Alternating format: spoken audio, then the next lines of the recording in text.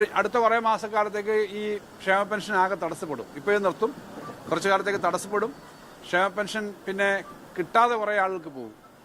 അപ്പോൾ അതുകൊണ്ട് തന്നെ ഈ ക്ഷേമ പെൻഷന് തടസ്സം ഉണ്ടാക്കാൻ വേണ്ടി മാത്രമേ ഈ ഉത്തരവ് സഹായകരമാവത്തുള്ളൂ. നേരത്തെ പോസ്റ്റ് ഓഫീസ് വഴി നടത്താനൊരു ശ്രമം നടത്തിയിരുന്നു. കൃത്യമായ ആളുകൾക്ക് കിട്ടാത്തതുകൊണ്ടാണ് ഈ സഹകരണ ബാങ്ക് വഴി കൊടുക്കാനായിട്ട് തീരുമാനിച്ചത്. എല്ലാ മേഖലയിലും സഹകരണ ബാങ്കുകൾ വഴി ഓപ്റ്റ് ചെയ്ത് കുറച്ച് ആളുകൾ മേടിക്കുന്നുണ്ട്. ഗവൺമെൻറ് ഇപ്പോൾ പറഞ്ഞേക്കുന്ന 2-3 കാര്യങ്ങൾ. ഒന്ന്, ഈ കേന്ദ്ര ഗവൺമെൻറ് വഴിയുള്ള ഡി ബി ടി വഴിയുള്ള ട്രാൻസ്ഫറെ കേന്ദ്ര ഗവൺമെൻറ് അനുവദിക്കത്തുള്ളൂ. അതുകൊണ്ട് എല്ലാം ബാങ്ക് വഴി കണക്ട് ചെയ്തില്ലെങ്കിൽ നടക്കില്ല എന്നുള്ള കാര്യം പറഞ്ഞു. യഥാർത്ഥത്തിൽ കേരളത്തിലെ കേന്ദ്ര ഗവൺമെൻറ് നിന്ന് കിട്ടുന്ന പെൻഷൻകാർ ആകെ ചെറിയൊരു ശതമാനമേ ഉള്ളൂ. ചെറിയ തുകയാണ്. നമ്മൾ പിന്നെ 8 ലക്ഷത്തി ചില്ലാനം ആളുകൾക്ക് മാത്രമാണ് സെൻട്രൽ ഗവൺമെൻറ് ഏതെങ്കിലും ഒരു പെൻഷൻ കിട്ടുന്നത്. അതൊരു 300 രൂപ മുതൽ 500 വരെ, ആകെ ചെറിയൊരു ശതമാനമേ ഉള്ളൂ. അവരുടെ മുഴുവനും നമ്മൾ ഡി ബി ടി ആക്കിയിട്ടുണ്ട്. നേരത്തെ പലതവണ ഞങ്ങൾ അന്ന് ഗവൺമെൻറ്റുള്ള സമയത്ത് യോഗം ചേർന്ന് അവരുടെ എല്ലാം നേരിട്ട് ബാങ്ക് ട്രാൻസ്ഫർ എന്ന നിലയിലേക്ക് വന്നിട്ടുണ്ട്. ആധാർ ലിങ്ക് ചെയ്തതാണ് മിക്കവാറും എല്ലാ ക്ഷേമ പെൻഷനും. ആധാർ ലിങ്ക് ചെയ്യുന്നതിന് നേരത്തെ തീരുമാനം എടുത്തിട്ടുണ്ട്. ഇടയ്ക്കിടയ്ക്ക് ഓരോ വർഷവും ഇത് പുതുക്കുന്നതിന് വേണ്ടി തീരുമാനം എടുത്തിട്ടുണ്ട്. അതുകൊണ്ട് ആ കാര്യങ്ങളെല്ലാം നേരത്തെ നടപ്പിലായതാണ്. ഇപ്പോൾ കേന്ദ്ര ഗവൺമെൻറ്റിൻ്റെ നിന്ന് കിട്ടുന്ന പണത്തിന് യാതൊരു തടസ്സവും വരില്ല. ബാങ്കുകളുമായിട്ടുള്ള റിക്കൺസിലിയേഷൻ കൃത്യമായിട്ട് നടത്താവുന്നതാണ്. യഥാർത്ഥ പ്രശ്നം ഏറ്റവും പ്രായമുള്ളവരും സാധാരണക്കാരും, പുറത്തേക്ക് കിടപ്പ് രോഗികളൊന്നും അല്ല, പക്ഷേ പുറത്തേക്ക് ബാങ്കിൽ പോയി കാര്യങ്ങൾ മേടിക്കാൻ പറ്റാത്ത ആളുകളുമായിട്ടുള്ളവർക്ക് ഇനി ഇതെല്ലാം ആയി വരുന്നതിന് വലിയ ബുദ്ധിമുട്ട് വരും. അപ്പോൾ ഇത് പതുക്കെ ഈ ക്ഷേമ പെൻഷൻ എന്ന് പറയുന്ന സമ്പ്രദായം ദുർബലപ്പെടുത്താനും ഇല്ലാതാക്കാനുള്ള ശ്രമത്തിൻ്റെ ഭാഗമാണ്. ഇവിടെ ഒരു കാര്യം ശ്രദ്ധിക്കുന്നത് നന്നാവും. നേരത്തെ ഈ ഡയറക്റ്റ് ബാങ്ക് ട്രാൻസ്ഫർ സിസ്റ്റം കൊണ്ടുവന്നിരുന്നു സബ്സിഡിക്ക്, ഗ്യാസ് സബ്സിഡിക്ക്. അന്ന് ഗ്യാസ് സബ്സിഡി കിട്ടുന്ന ആളുകൾക്ക് പിന്നെ പറഞ്ഞു ഈ സബ്സിഡി ഉള്ളവർക്കെല്ലാം ബാങ്ക് അക്കൗണ്ട് വഴി തരാം. അവസാനം 2-3 മാസം കൊടുത്തു, പിന്നെ ആ സബ്സിഡി ഇല്ല. ബാങ്ക് വഴി കിട്ടുമോ ഇല്ലയോ എന്നുള്ളത് പലപ്പോഴും അറിയാൻ പറ്റത്തില്ല. അങ്ങനെ ഇല്ലാതാക്കിയ പോലെ ഇവിടെ ചെയ്യാനാണ്. ഇത് തന്നെയാണ് സ്ത്രീകൾക്ക് കൊടുത്തിരുന്ന സ്ത്രീ സുരക്ഷാ ഫണ്ടിൻ്റെ കാര്യത്തിനകത്ത്, അതും തുടർന്ന് കൊടുക്കുന്നില്ല. അപ്പോൾ ഇതേപോലെ ക്ഷേമ പെൻഷൻ്റെ കാര്യത്തിൽ ഏറ്റവും പാവപ്പെട്ട ആളുകൾ, അവർക്കാണെങ്കിൽ ഈ കയ്യിൽ പണം കിട്ടിക്കഴിഞ്ഞാൽ അവരുടെ കയ്യിലെ ഒരു സ്വത്തായിട്ട് വെച്ച് അവരുടെ ആവശ്യത്തിന് ഉപയോഗിക്കാം. മരുന്ന് മേടിക്കാനോ ചെറിയ കാര്യങ്ങൾക്കൊക്കെ. ആരെങ്കിലും ഡിപ്പെൻഡ് ചെയ്ത് മേടിക്കേണ്ടി വരും അഥവാ അക്കൗണ്ടിലായി കഴിഞ്ഞാൽ. അപ്പോൾ വേറൊരാളെ ഏൽപ്പിച്ച് വിട്ടാൽ അവർ ഈ ബാങ്ക് അക്കൗണ്ട് കൊണ്ടുവന്ന് ഈ പ്രായമായ വളരെ ദുർബലരായ വിഭാഗമാണ് ഈ ഇത്രയും ഇത് കിട്ടുന്നത്. അവർക്ക് കയ്യിലേക്ക് പണം കിട്ടാതെ വരും. അതൊരു വലിയ അപകടകരമായ സ്ഥിതിയാണ്. ഇപ്പോഴും മണി ഓർഡർ പോലെയുള്ള കാര്യങ്ങൾ പെൻഷനകത്തുണ്ടല്ലോ. ഇപ്പം മറ്റ് പെൻഷൻ മേടിക്കുന്നവർക്ക് സർവീസ് പെൻഷനകത്ത് മണി ഓർഡറൊക്കെ ഉണ്ടല്ലോ. എന്തുകൊണ്ടാണ് നേരിട്ട് ആ പണം കിട്ടുന്ന സംവിധാനമുള്ളത്? ആ സംവിധാനം അങ്ങനെയുള്ള ആളുകളെ സഹായിക്കാനാണ്. അതില്ലാതാക്കുന്നതെന്ന് പറഞ്ഞാൽ വി ഡി സതീശൻ ഗവൺമെൻറ് മറ്റെല്ലാ മേഖലയിലും ഓരോന്നും ചെയ്ത് ഇങ്ങനെ ആളുകളെ പറ്റിക്കുന്നത് പോലെ ഇതും ഇല്ലാതാക്കാനുള്ള ശ്രമമാണ്. അതുകൊണ്ട് അടിയന്തരമായിട്ട് ഈ കാര്യം പുനഃസ്ഥാപിക്കണം. സാധാരണക്കാർക്ക് പെൻഷൻ കിട്ടുന്ന ആ സമ്പ്രദായം അവർക്ക് കിട്ടുന്ന വളരെ പരിമിതമായ ഒരു സഹായമാണ്. ആ സഹായം തുടർന്നും കിട്ടാൻ വേണ്ടിയിട്ടുള്ള സംവിധാനം ഉണ്ടാക്കണം. അതിന് തയ്യാറാവുന്നില്ലെങ്കിൽ അതിശക്തമായ ജനങ്ങളുടെ ഭാഗത്തുനിന്ന്, ആ വിഭാഗം ആളുകളുടെ ഭാഗത്തുനിന്ന് തന്നെ ശക്തമായ പ്രതിഷേധം വരും. എന്തായാലും ഇങ്ങനെ ഒരു പാവപ്പെട്ട ആളുകൾക്ക് കിട്ടിക്കൊണ്ടിരിക്കുന്ന ആനുകൂല്യം ഇല്ലാതാക്കാനല്ല, വാഗ്ദാനം 3000 രൂപയാക്കുമെന്ന് പറഞ്ഞ് വാഗ്ദാനം കൊടുത്ത് അധികാരത്തിലേക്ക് വന്ന UDF ഗവൺമെൻറ്റിനെ ജനങ്ങൾ പ്രതീക്ഷിക്കുന്നത് അതല്ല.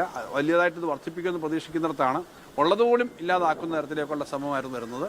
അതിനെ ശക്തമായിട്ട് അതിനകത്ത് പ്രതിഷേധം അറിയിക്കുകയാണ്. അടിയന്തരമായിട്ട് അത് തിരുത്തും എന്ന് ഞങ്ങൾ ആഗ്രഹിക്കുകയാണ്, തിരുത്തണമെന്ന് അഭ്യർത്ഥിക്കുകയാണ്.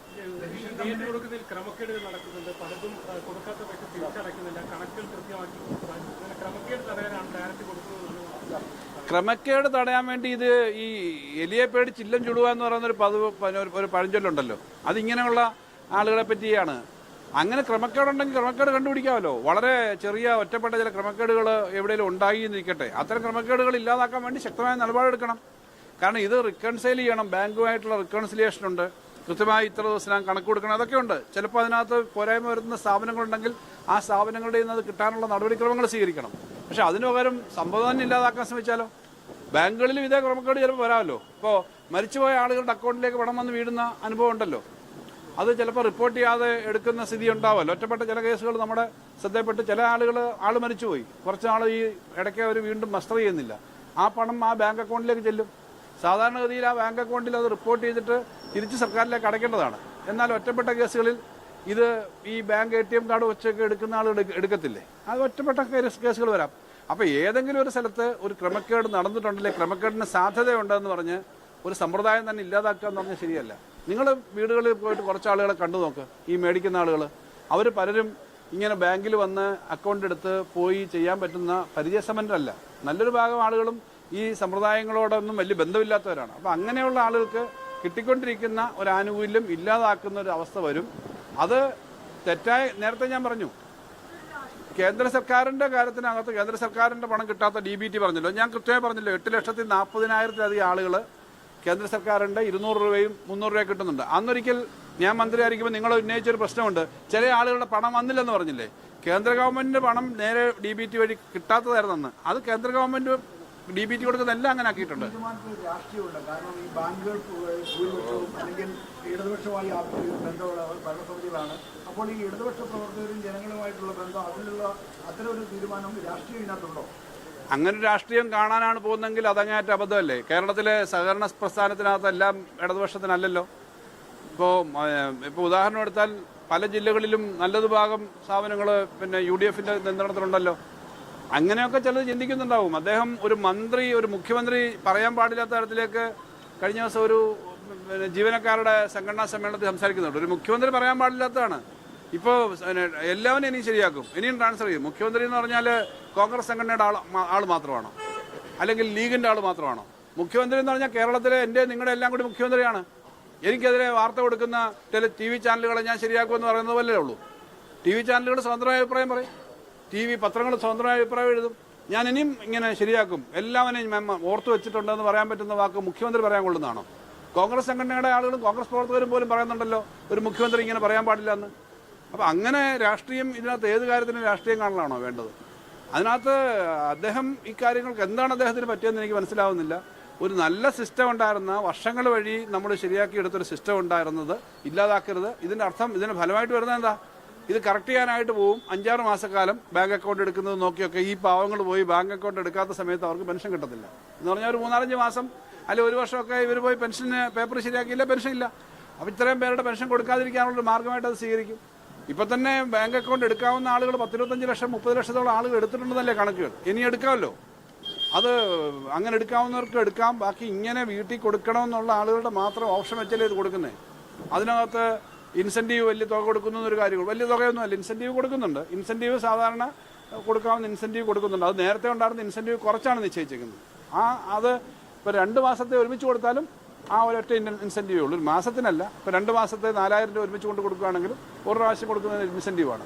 അപ്പോൾ അത് ഇല്ലാതാക്കാൻ ശ്രമിക്കാൻ പാടില്ല. ആളുകൾക്ക് കിട്ടുന്നൊരു വലിയ ആശ്വാസമാണ് ഈ ക്ഷേമ പെൻഷൻ. രാഷ്ട്രീയമൊന്നുമില്ല. ഇപ്പം കേരളത്തിലെ രാഷ്ട്രീയം നോക്കുകയാണെങ്കിൽ കിട്ടുന്ന ആളുകളുടെ കണക്ക് നോക്കിയാൽ ഇടതുപക്ഷക്കാരാണോ ഭൂരിപക്ഷം? അല്ല, ഇടതുപക്ഷക്കാരും എല്ലാവരും ഉണ്ടല്ലോ. ഇലക്ഷൻ വോട്ട് ചെയ്യുന്നത് ഈ ക്ഷേമ പെൻഷൻ കിട്ടുന്നതിൻ്റെ നോക്കി മാത്രമല്ലല്ലോ, എല്ലാ പാർട്ടിക്കും അവർ വോട്ട് ചെയ്യുന്നവരുണ്ടാവുമല്ലോ. അപ്പോൾ എല്ലാവരുടെയും കൂടിയാണ് എന്നുള്ളത് കാണാനായിട്ട് തയ്യാറാവണം. അതിനകത്ത് ആരെങ്കിലും എന്തെങ്കിലും തെറ്റായ ഉപദേശം കൊടുത്താൽ അത് സ്വീകരിക്കുന്ന ആളാണ് ശ്രീ VD സതീശൻ മുഖ്യമന്ത്രി എന്ന് ഞാൻ കരുതുന്നില്ല. അദ്ദേഹത്തിൻ്റെ തന്നെ സ്വന്തം ബുദ്ധിയിലാണ് ഇത് തോന്നുന്നതെങ്കിൽ അങ്ങേയറ്റം അപകടകരമാണെന്നേ പറയാനുള്ളൂ.